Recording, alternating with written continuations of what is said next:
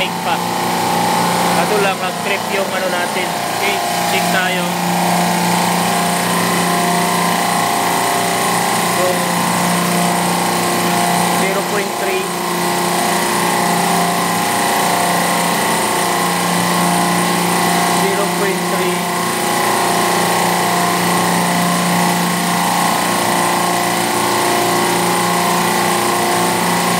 0.3.